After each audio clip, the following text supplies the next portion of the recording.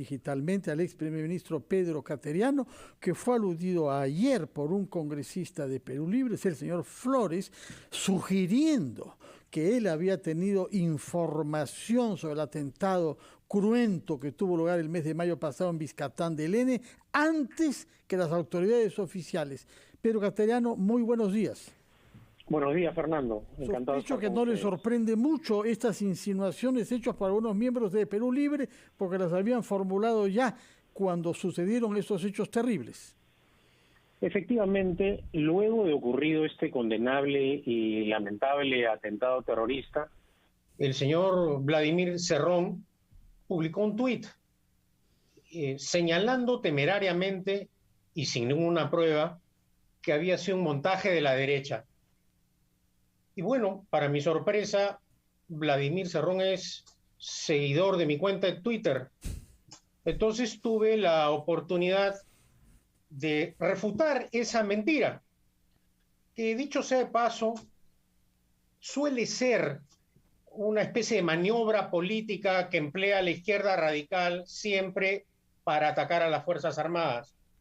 El mismo día de ayer, el congresista ha insinuado, también sin prueba alguna, un terrorismo de Estado y que hay que investigarlo. En el fondo, Fernando, lo que hay es un intento de amedrentamiento, pero fundamentalmente un objetivo para tratar de desviar la atención de este gobierno que está seriamente comprometido con el terrorismo. Bueno, por favor, yo le ruego que nos acompañe unos instantes. Es la hora de los titulares, las 9:00. Retomamos esta conversación inmediatamente después, Pedro Cateriano.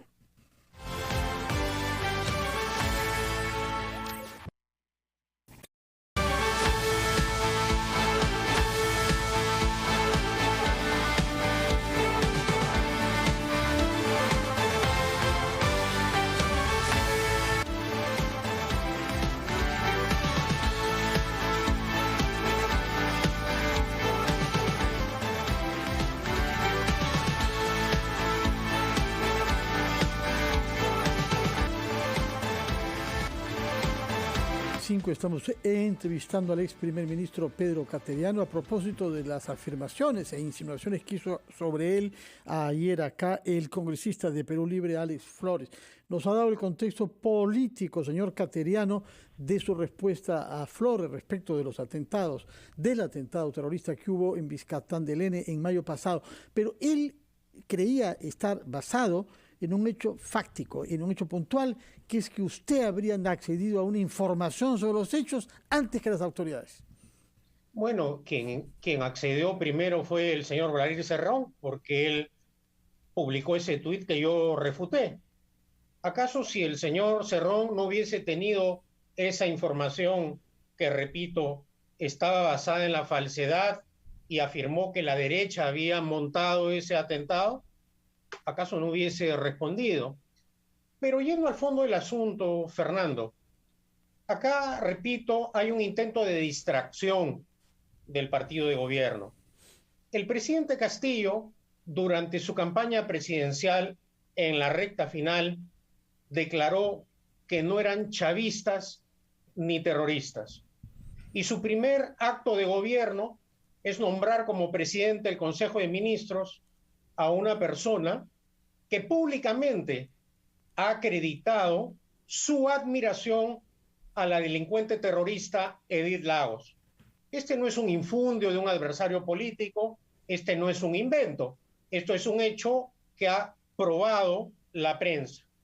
Y de otro lado, nombra como canciller de la República a un exguerrillero condenado por la justicia por cometer acto de sedición y que recientemente no solo insinuó una posibilidad de amnistía al líder de Sendero Luminoso, Abimael Guzmán, sino que inadmisiblemente ha señalado que los responsables de las acciones terroristas de Sendero Luminoso son la CIA y el gobierno de los Estados Unidos. Esto realmente merece una censura. Una persona que carece de credenciales democráticas, que justifica de alguna manera las acciones terroristas, es indigno de ocupar la Cancillería. La democracia no puede ser boba. Por esa razón, he exhortado al Congreso de la República para que antes de la presentación del presidente del Consejo de Ministros, este sujeto sea censurado. Porque, reitero, es condenable que una persona con esas convicciones políticas e ideológicas manche a nuestra Cancillería en pleno bicentenario. Y yo creo que esto es lo que oculta Perú Libre. Y creo que también a esto se debe el silencio del presidente Castillo, que no sabe cómo justificar o rectificar su proclama de que no era chavista ni terrorista y nombra a un canciller de marcada cercanía al terrorismo o que justifica el terrorismo, y a un presidente del Consejo de Ministros que ya no solamente es simpatizante de una lideresa de Sendero Luminoso, sino que está acusado de lavado de activos por el financiamiento ilegal que le organizó su jefe Vladimiro Cerrón. Que dicho sea de paso, como ellos dirían, no tengo pruebas, pero sospecho que él ha sido el que le ha ordenado a ese sumiso congresista que salga con esta, payasada política, Fernando. De acuerdo. ¿Cómo está, Pedro? Muy buenos días. Ahora, buenos días, Mónica. El tema de plantear lo que ocurrió durante toda la lucha contra Sendero Luminoso, contra el MRTA de parte de las Fuerzas Armadas, plantearlo como terrorismo de Estado, usted recuerda bien, ha tenido que ver con opiniones de la izquierda a lo largo de la historia política de nuestro país, ¿no? Y usted nos ha señalado varios momentos, varios puntos que tienen que ver y están vinculados a representantes de Perú Libre, donde hay una absoluta laxitud en el sentido de una condena respecto a Sendero Luminoso. Ha recordado también lo que ha dicho el canciller en abril último, o sea, es decir, no hace mucho, sobre que es un invento, Sendero Luminoso es un invento de los servicios de inteligencia. Entonces, probado en el tiempo, es una línea de pensamiento que está vinculado a darle prerrogativa política a lo que antes fue la lucha armada de Sendero con representación política. Esa es una reflexión con la que usted coincide o discrepa. Bueno, hasta ahora, lo que acabas de afirmar, Mónica, se viene cumpliendo casi cronométricamente.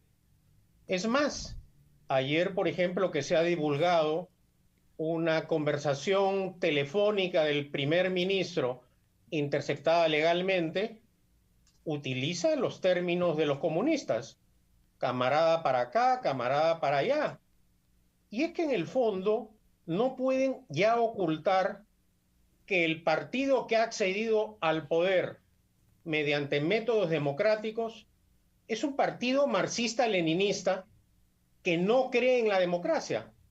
Por eso creo que Castillo y Cerrón, tal como se están comportando, son una amenaza al Estado de Derecho y a la vigencia del Estado democrático en el país.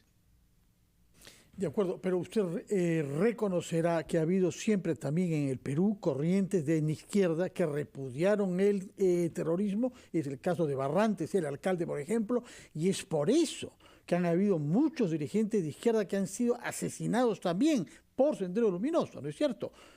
Exactamente. Entre ellos, emblemáticamente, yo me estoy refiriendo en Moyano, este momento en El Salvador, a Perú Libre, sí, al señor Cerrón, al señor Bellido, al señor Béjar, que con sus acciones gubernativas no solo ya defienden a Cuba y a Venezuela con total cinismo, a pesar, repito, que el presidente Castillo dijo que no era chavista, sino que ahora nos enteramos de diálogos en donde reflejan, no digo ya su simpatía, sino con el pensamiento y acción terrorista.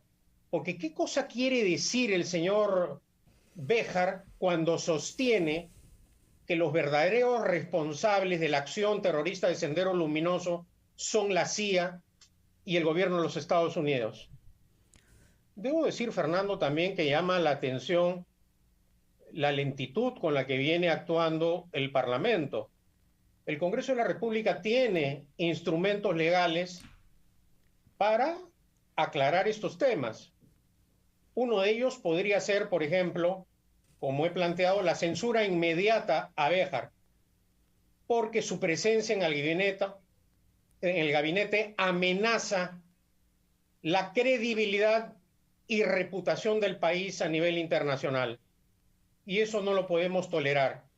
Y en segundo lugar, tranquilamente, el Parlamento podría interpelar por estos actos al premier Bellido antes de que concurra a exponer su plan de gobierno y solicitar el obligado voto de confianza que exige la Constitución. Sí, pero a él, digamos, eventualmente no lo pensarían dos veces, no lo podrían censurar. Es decir, una interpelación por un lado, pero sí podrían eventualmente censurar a otros miembros del gabinete antes de la presentación del pedido de confianza, ¿no? Exactamente. Pero esa interpelación resulta indispensable, Mónica, porque tiene que responder Bellido por estos actos gubernativos. Él es el responsable político, por ejemplo, del silencio del presidente Castillo. Él es el responsable político también de las irresponsables afirmaciones del canciller Béjar. Ya no diciendo a los que han atropellado, a los que han sido nombrados y a las 24 horas han renunciado. No, me refiero a este caso vergonzoso y dramático de gente que muestra abiertamente, por acción u omisión, simpatía con el terrorismo. Pedro Cateriano, muchas gracias. Hemos tomado nota de sus descargos respecto de lo afirmado ayer por el congresista de Perú Libre, Alex Fernando, Flores. Sí, adelante. Si me da una pequeña licencia.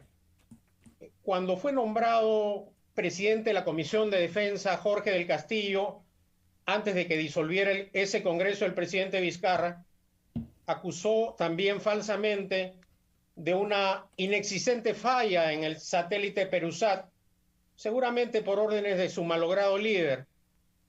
Por tercera vez, la Fiscalía ha archivado una investigación motivada por razones políticas. Eso quisiera decir. Y destacar también el patriótico y rol cívico que han cumplido las Fuerzas Armadas durante la pandemia y en las emergencias nacionales, y debemos rechazar, por tanto, que sin prueba alguna se les pretenda vincular con acciones de terrorismo de Estado. Y yo añadiría también que es falta de respeto a las víctimas, ¿no? Hay 16 compatriotas que murieron en Vizcatán de Lena y se quiere hacer política sobre la base del sufrimiento engendrado a sus familias. Nuestra solidaridad con esas 16 víctimas de un atentado terrorista cometido en mayo pasado en la región del Brae. Vamos a ir a oír a los anunciantes. Agradecemos la presencia de Pedro Cateriano. Gracias, muy buenos días, ministro, Mónica, Fernando. Después retomamos, Mónica, ampliación de noticias. Buenos días, Pedro Cateriano.